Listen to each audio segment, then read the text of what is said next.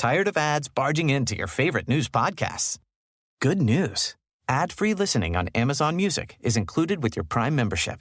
Just head to amazon.com/ad-free news podcasts to catch up on the latest episodes without the ads.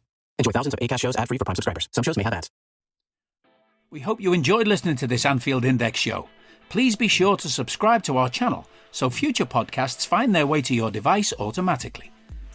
There's nothing quite like fan engagement, and we'd love to know what you think of anything discussed on this show. The best way to get in touch is over on our free Discord community, where both podcasters and listeners debate the hottest LFC topics 24/7. Sign up free now at AnfieldIndex.com/Discord. You won't regret it. You can also follow us on Twitter at Anfield Index and find us on Facebook by searching for Anfield Index. Oh, and before you go, we'd love it if you could leave us a 5-star review on your favourite podcast app. It only takes a couple of seconds, and it means the world to the people who create these free shows.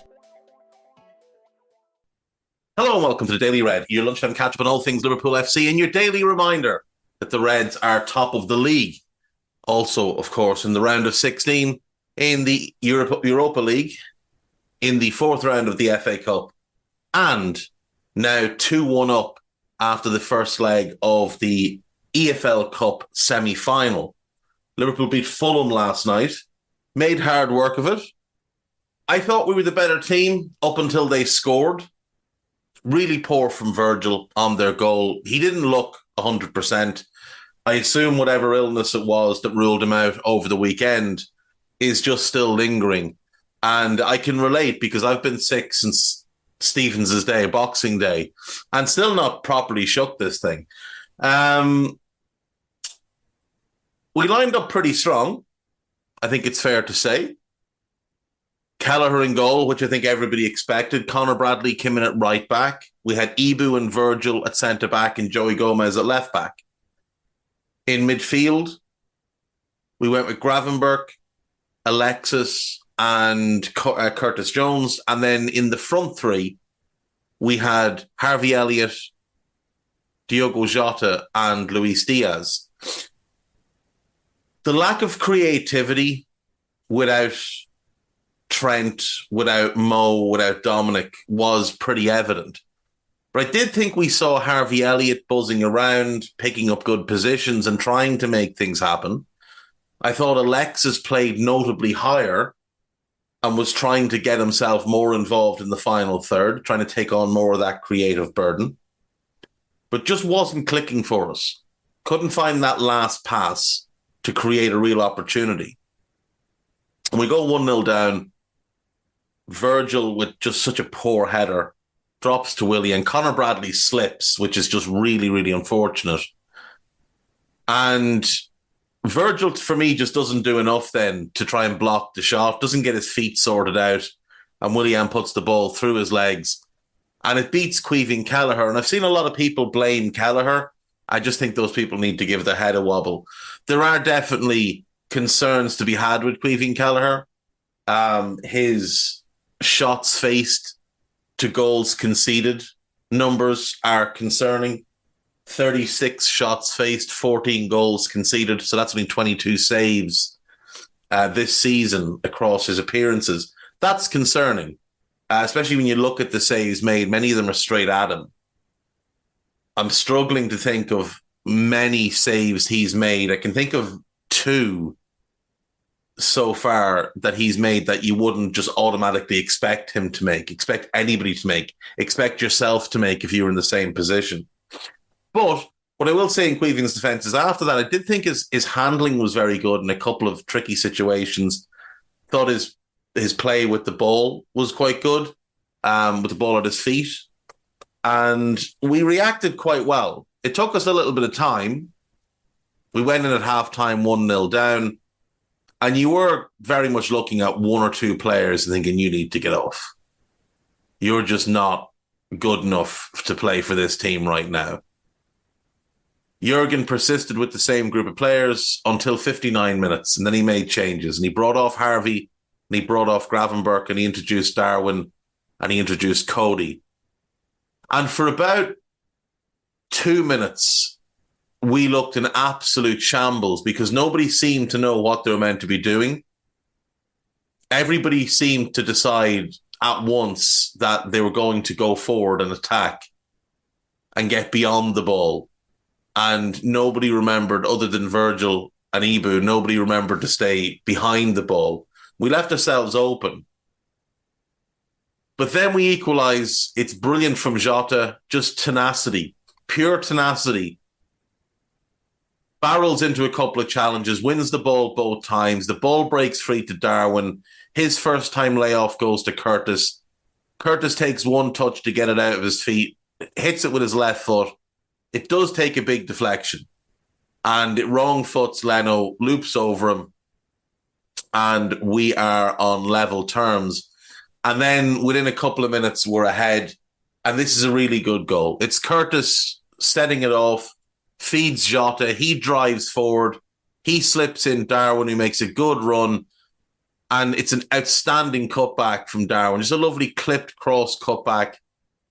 And Cody Gakpo's finish is outstanding on his left foot. It is a tremendous technical finish. And we're 2-1 up. And from there, we probably should score more. Darwin has a big chance. And of course, because he's missed it, you get the usual Muppets on social media coming out to slander him and ignoring the fact that what it actually is an incredible save from Bernd Leno. If Alisson does that, he's getting loaded. And this is what winds me up so much about so much of the Darwin discourse.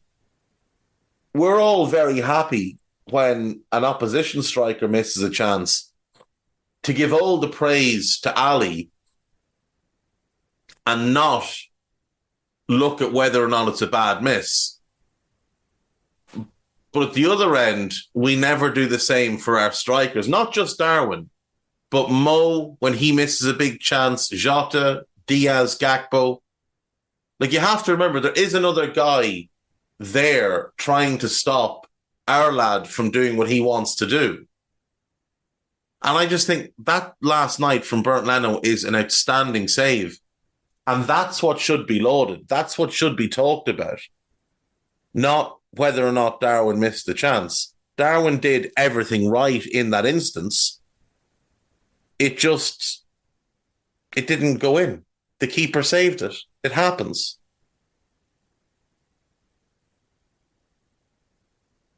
So I was looking at Darwin last night after the game, and he leads the team in assists now. He's got 10 assists, which is really, really impressive. And I was thinking about his all-round game.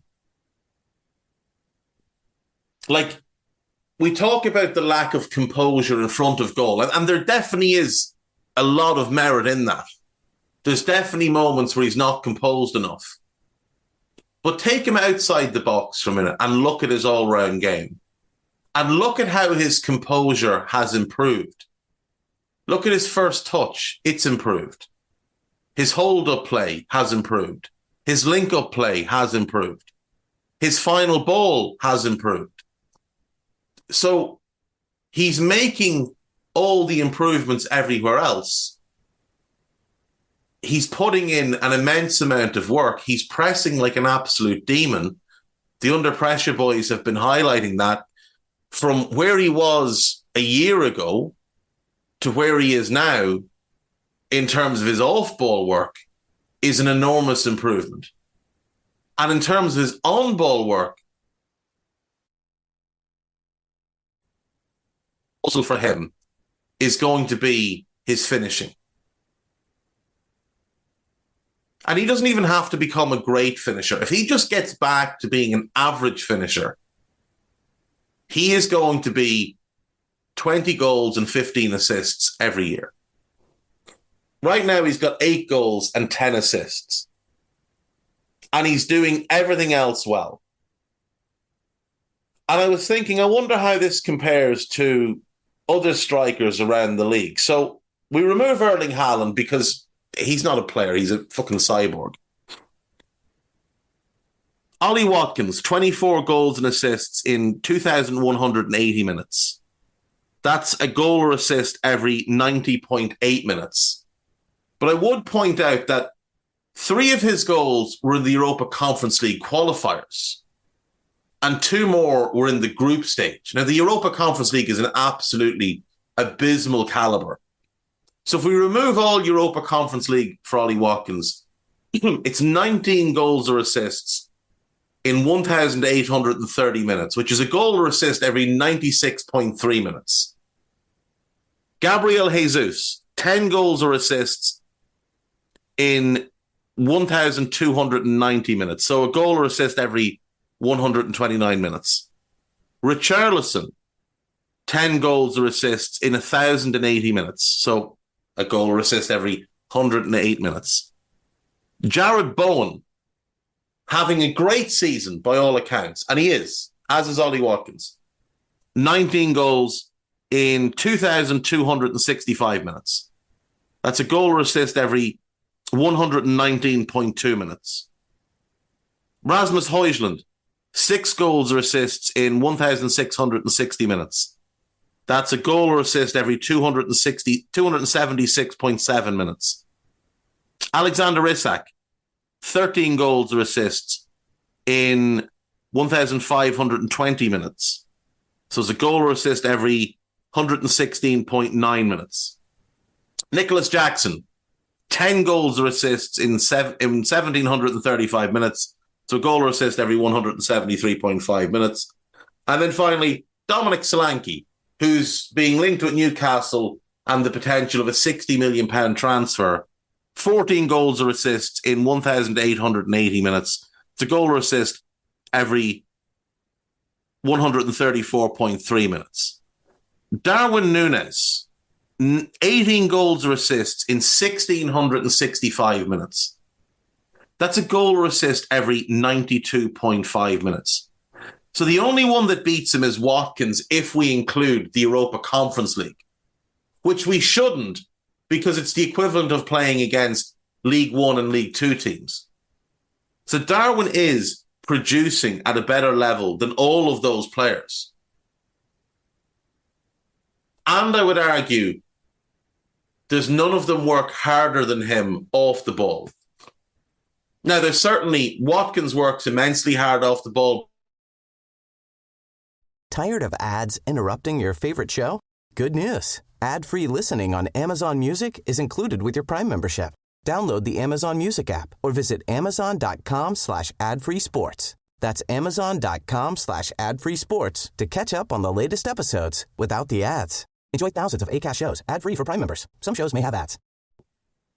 He needs to start converting his chances. He needs to score more often. But right now, he's already producing at a level as good as or better than all of the non-cyborg strikers. And if you're wondering why I included Bowen for West Ham as opposed to Antonio, it's because he is their primary number 9 now. I mean, I know Antonio's injured, but that's why Bowen's playing there. But he's also played there in the Europa League, I think pretty much in every game they've played in that competition. And they look a much better team with him as the 9. Plus, I didn't really think it was fair to include Mikel Antonio because, well, he's just not very good. And the only notable thing he's done this season is embarrass himself when he said West Ham were finishing above Liverpool and then put in an all-time stinker performance at Anfield and then not turn up for his podcast the following week. So I thought it was fair to include Bowen. And remember as well, with these Darwin numbers, other than Bowen, all of the players included are out-and-out 9s. Darwin has played a number of his minutes on the left wing. A decent number. Like, he's had multiple appearances on the left wing. So he hasn't had the benefit of playing through the middle at all times. So there's that to factor in as well. And yet he's still producing at a rate better than all of them. You know? On today's edition of Stupid Fuckers in the Media, we go to our old friends at TalkSport and Jason Cundy, who had some criticism of Virgil van Dijk for his mistake last night. Now, of course, Cundy, clueless as he is, didn't seem to factor in that Virgil has been ill and just decided to go for the jugular and denounce him as being overrated. He said he's had 2 good seasons. That's what he said. He's had 2 good seasons. And I thought to myself, when I hear somebody say that, I just immediately know I'm listening to some stupid cunt. And I apologize for the use of that particular word, but it's warranted when it comes to somebody as stupid as Jason Cundy. So Virgil at Southampton was the best centre-back in the league in 15-16. So there's 1 good season. He was the best centre-back in the league in 16-17 until he got injured. But he still played 21 league games. So there's another good season. Now, the following season, he started poorly with Southampton. Didn't want to be there. But then he was brilliant when he joined us. But you wouldn't say it was a good season overall because for half of it, he was uninterested. 18-19 is the single greatest centre-back season I've ever seen anyone have ever in the history of the game. 19-20, he was outstanding. 21-22, he misses the majority of the year with the knee injury. Sorry, 2021. 21-22, then he comes back and he's the best centre-back in the world again. So there's 3 good seasons, 3 great seasons just with us, and 2 very, very good seasons with Southampton. So there's 5 very good seasons. I mean, if we want to go back, he was incredible for Celtic for 2 years. But perhaps that doesn't count for Jason Cundy, who holds people to a higher standard after his career as a sub at Chelsea, a rarely used squad player at Spurs, a failed loan at Crystal Palace, a failed loan at Bristol City, a failed loan at Ipswich, which somehow it turned into a permanent deal. He was then a rarely used squad player at Ipswich before one last failed season with Portsmouth, and he retired at the age of 31. Now, he claims he was forced to retire due to a knee injury. The truth is, he was just garbage. In a 12-year career, he played 146 league games. Now, maths hasn't always been my strong point, but I believe that's a smidge, a fraction over 12 league games a season. I don't think you should be talking about anybody. I really don't. Many years ago, John Terry, who I would never normally go to for any type of decent opinion, he said that he was happy to take criticism from his peers, but not from people like Robbie Savage, who'd barely had a career. Robbie Savage's career looks like that of Lothar Matthäus next to this chump. So I'm firmly of the belief that this guy should really shut up. Like, I understand that he's a Chelsea fan and he got his start in media with Chelsea TV. They were not too upset when he decided to leave. So I understand that he's biased towards John Terry. But when you try and claim that John Terry was as good as Virgil, or actually, in your words, far better than Virgil, you have no credibility at all. And I don't want to hear about his league titles. That's team success. We can talk about Champions Leagues if you want, though. John Terry has the most embarrassing Champions League final track record of pretty much any player. misses the deciding penalty in 08, is suspended for the final when Chelsea get there in, 2012, and then turns up in full kit with shin pads to lift the trophy. He had shin pads on. It's an overlooked part of the ensemble that he put on himself as if he'd somehow played some part in the game. Zero shame. When Roy Keane and Paul Scholes missed the 99 final through suspension, they wore suits. They didn't turn up to try and lift the trophy. They were dragged onto the pitch by their teammates against their own wishes because they didn't feel they should be on. They didn't feel they deserved those medals, despite the fact they'd played enormous roles in getting them there. Their humility meant that they wanted to stay off the pitch and let the players that had actually won the final have that moment. Their teammates dragged them on. They wore suits. Roy Keane did not try and go up and take the trophy off Peter Schmeichel and lift it. But not John Terry. Not John Terry. He turns up, full kit, again, shin pads, and takes the trophy to lift it. Like, what were you doing, John Terry? But we shouldn't really be surprised. We shouldn't really be surprised. Jason Cundy is an idiot. He's a really, really bad pundit. He has no idea what he's watching. He has the proper gammon opinions. And he talks about players that he has no business talking about.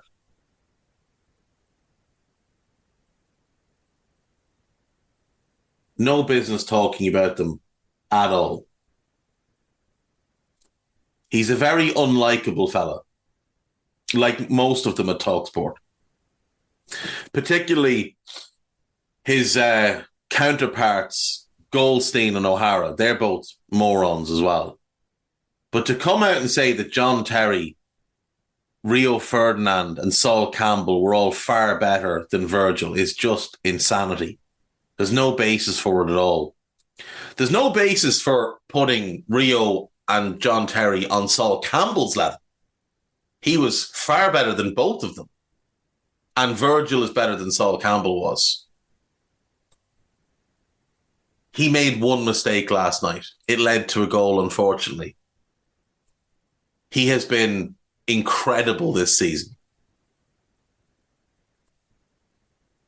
He's had one bad season in his career last year. And even that, he wasn't dreadful. He was just well below his own level.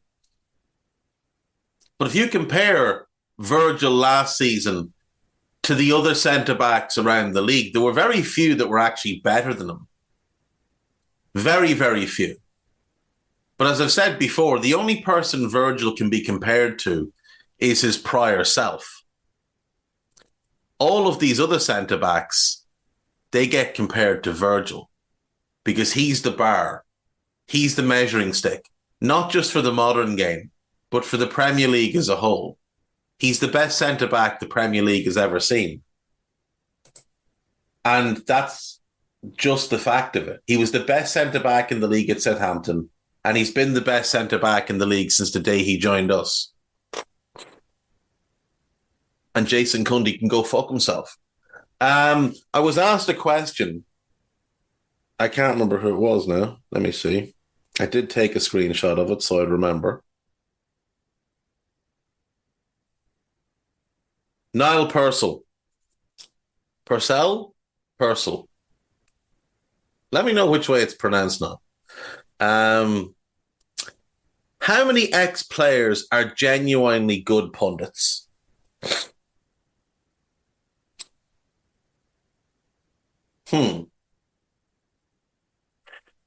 So, Alan Hansen was a great pundit. I actually think Lineker, when he used to do punditry, was very good at it before he moved into the hosting gig. And I still think he's quite good at his analysis. I don't think Shearer is a good pundit at all. He's far too biased towards Newcastle and all things English. He can't shake that. He holds grudges against the teams that he didn't like as a player as well. I think Ian Wright's a good pundit. You're not looking at Ian Wright for too much in-depth analysis, but I do think he hits the key points and his personality is very warm and likable. So I think Ian Wright is a good... I think Ian Wright knows his strengths as a pundit and plays to them. And he doesn't try and venture too far out of that. So I think that's really good.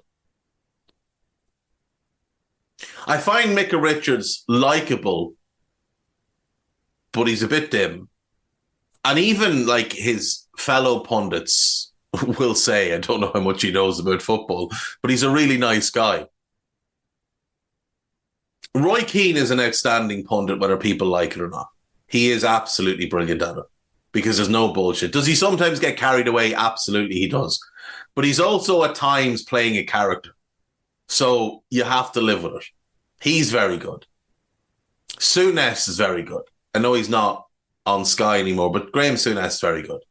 Like Keane, he's straight to the point, he's honest, and he was a great player. See, the difference between Keane, Hansen, and Souness and the rest of the modern pundits is they were genuinely great players and the rest of them weren't. Like, nobody is confusing Gary Neville, who had a great career, with being a great player. Jamie Carragher was a good player, not a great player. He had a couple of great seasons, but he was never a great player. So many of the pundits are just were mediocre, poor players. Lineker was a very good player. I don't know that he was ever a great player, great goal scorer. I think that's why he's good. Ian Wright was a great player, not to the level of Hansen, Souness, and Keane. He was a level below them, but Ian Wright was a great player. I think that shows in his punditry. I think he understands the game a bit better, even though, like I say, you're not looking for him to go in depth and tactical on things. I think when he talks about player mindset, I think Ian Wright's as good as there is. Jamie Redknapp is kind of, he's inoffensive. So I don't mind Jamie Redknapp if he's there with a couple of strong personalities and, you know, say one strong personality and one good analyst. I think Redknapp is quite good. I think Redknapp would make a decent host. What I do like about Redknapp, though, is he won't back off his point. Even if he's wrong, he commits to his point, and I like that. Jermaine Genius, I find him quite vanilla. He's not good or bad. He's fine. Who else do Sky have? Well, obviously they have Carragher and Neville. I think Neville, when he first started, was very good for the first 4 to 5 years. And I think since then, he's been in considerable decline as a pundit. I don't think he's as dialed in on it anymore as he used to be. I think he's gotten far too caught up in the Manchester Unitedness of it all. Carragher, I think, was genuinely poor when he first started. When he had time to prep, he was fine, but when he was having to spitball things on the fly, he was poor. Now I think Carragher has gotten better, but again, I think he's gotten too caught up in certain narratives. I think he's too reactionary as well. Like, if a player has a good 10 games, Jamie Carragher will announce them as the best player in the league and stupid things like that. Like the Rice stuff. Transformative. A bargain at 105 million. Arsenal are 10 points worse off than they were last season. Transformative, is he? Can't score goals to save their lives. They're no better defensively. What has he transformed other than to make them worse? But Carragher reacts to a handful of games, ignores the poor games. He did the same thing with Lovren.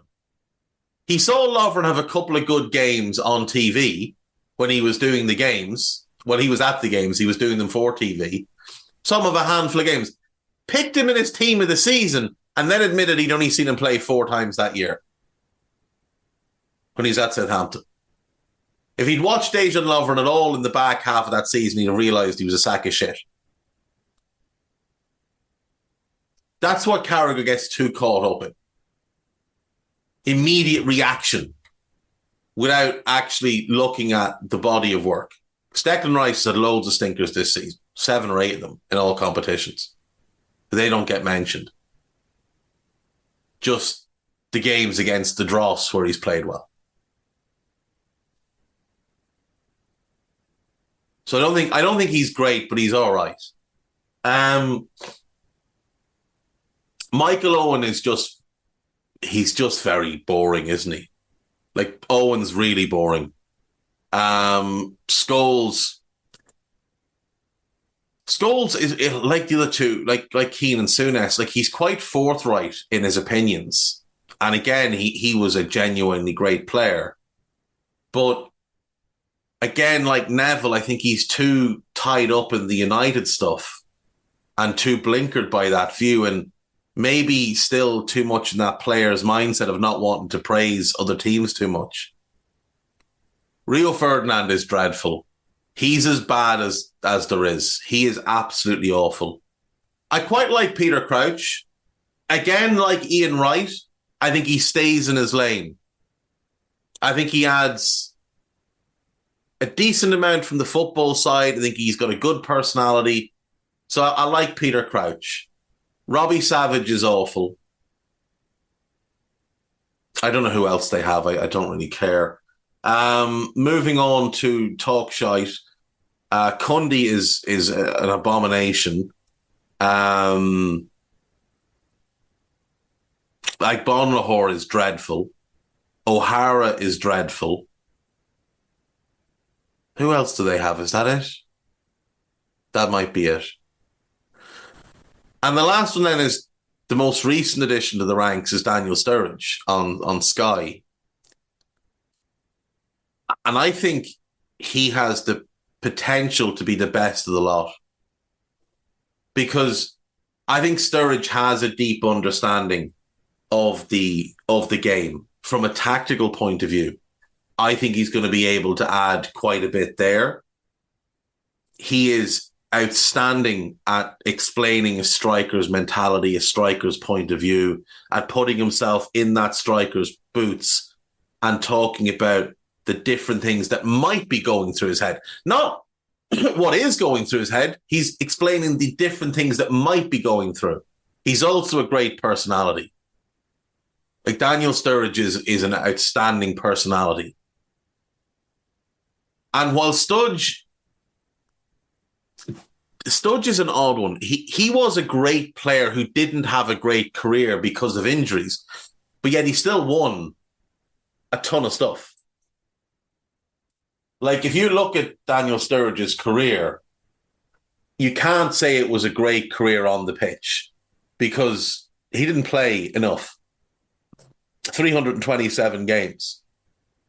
You look at his time with Liverpool, 160 games, only 67 goals, and you think, oh, that's not a great return.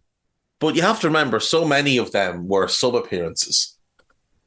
But he showed in 13-14 that he was a great player. Like, he genuinely was a great player. But he spent his career coming off the bench or being managed weirdly or playing out wide, and then obviously the injuries kicked in. But Studge was a great player. He just never got to become that great player. He never got to show the world what he was capable of because his body let him down. So I do think he can speak to the game from a very high level. So I would say, how many genuinely good pundits are there? 4. 5. I'll go to 5. Yeah. Wright, Souness, Hansen, Keane, and Crouch. And I think Sturridge is the sixth one. Again, like I said, there's a couple of them that are just kind of vanilla that I don't mind. Like if you put Redknapp on with, say, Sturridge and Keane, I think that's going to be a good show. I'm going to watch that. I'd watch Genius with those two as well. Or I'd watch Genius with... I'd even watch Genius with Souness and Micah Richards, or Keane and Micah Richards. Like, I don't think Micah's a good pundit, but he is a likeable personality. I think that would play off some of the dullness of Genius, but I think Genius is better at the analysis than Micah. I mean, Genius will be a decent host. He will. He'll be a decent host. But yeah, there we go. I'm sure there's lots of stuff on This Is Anfield and Liverpool.com, but I will leave you to check those out yourself for today on AnfieldIndex.com. There is a couple of pieces about Gravenberch, including Steve Nicol having a go at him. David Lynch talking about how Jurgen Klopp's substitutions changed the game last night. There's some stuff about the game last night. Jordan Henderson continues to use his pals in the media to push his agenda. And Oliver Kay has said he would jump at the Newcastle chance. I don't imagine there will be any chance to go to Newcastle, but it would show how little loyalty that fella is for a Sunderland lad from Sunderland's academy to join Newcastle. It would speak volumes about who Jordan Henderson actually is. Podcast-wise, just scouted from yesterday, the Media Matters from yesterday with Ben Boxak, and there is Post-Match Raw, which was Guy Drinkle with myself and Jim Boardman. So there we go. Talk soon. Bye-bye. We hope you enjoyed listening to this Anfield Index show. Please be sure to subscribe to our channel so future podcasts find their way to your device automatically. There's nothing quite like fan engagement, and we'd love to know what you think of anything discussed on this show. The best way to get in touch is over on our free Discord community, where both podcasters and listeners debate the hottest LFC topics 24/7. Sign up free now at AnfieldIndex.com/Discord. You won't regret it. You can also follow us on Twitter at Anfield Index and find us on Facebook by searching for Anfield Index. Oh, and before you go, we'd love it if you could leave us a 5-star review on your favourite podcast app. It only takes a couple of seconds, and it means the world to the people who create these free shows. Sports Social Podcast Network. Tired of ads interrupting your favorite show? Good news. Ad-free listening on Amazon Music is included with your Prime membership. Download the Amazon Music app or visit amazon.com/ad-free sports. That's amazon.com/ad-free sports to catch up on the latest episodes without the ads. Enjoy thousands of Acast shows ad-free for Prime members. Some shows may have ads.